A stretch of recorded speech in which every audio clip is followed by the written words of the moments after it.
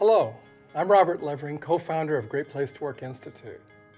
In this short video, we're going to identify the key factors that make a workplace great for employees, as well as the reasons why managers find it so advantageous to work in these companies.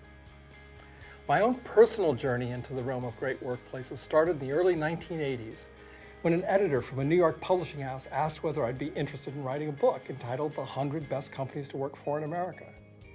At that time, I'd been a labor reporter for a number of years and had written many articles about bad workplaces, stories about strikes, union organizing drives, and lawsuits filed by employees against their bosses.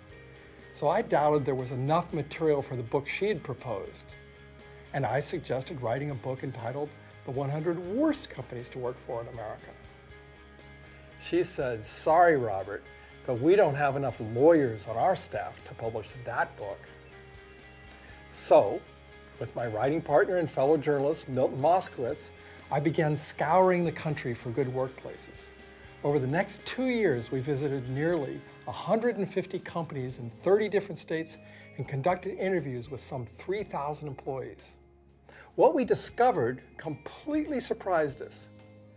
Now, many of the companies had remarkable perks or benefits, like the ones that offered free lunches in their cafeteria with calories printed on the menu instead of prices, or employee-owned retail stores where clerks were retiring as millionaires, or places with amazing on-site recreation facilities such as swimming pools and fishing ponds, or even firms with on-site daycare centers, a real rarity 30 years ago. Now, though these perks were fun to write about and probably helped to make the book into a bestseller, what really impressed me was the spirit within these companies. You could feel that spirit when you first walked in the door, often just by how the receptionist greeted you, or how the employees interacted with each other in the hallways in such an open and friendly way.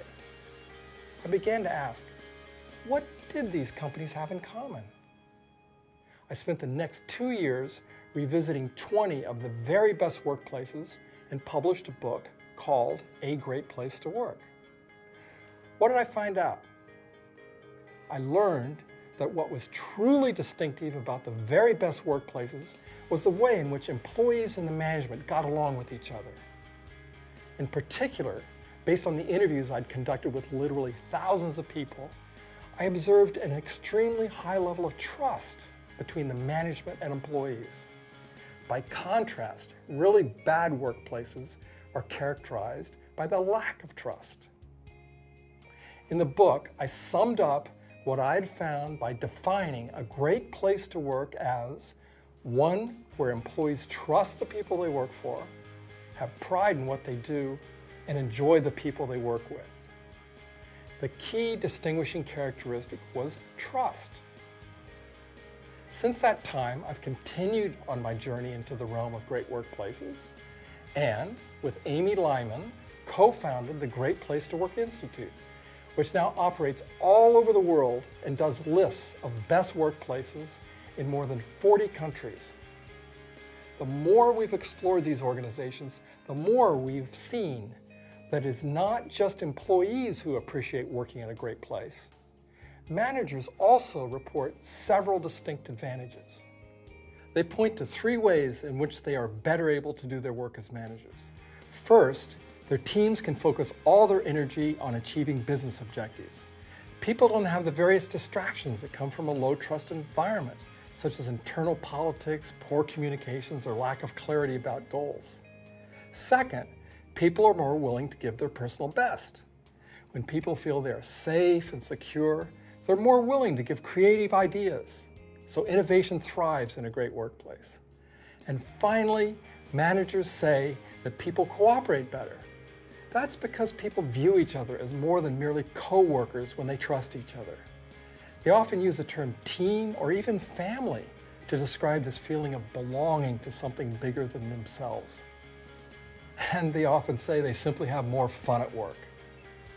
Looking at it from the manager's viewpoint then, a great place to work can be defined as one where you achieve your organizational objectives with people who give their personal best and work together as a team or family, all in an environment of trust.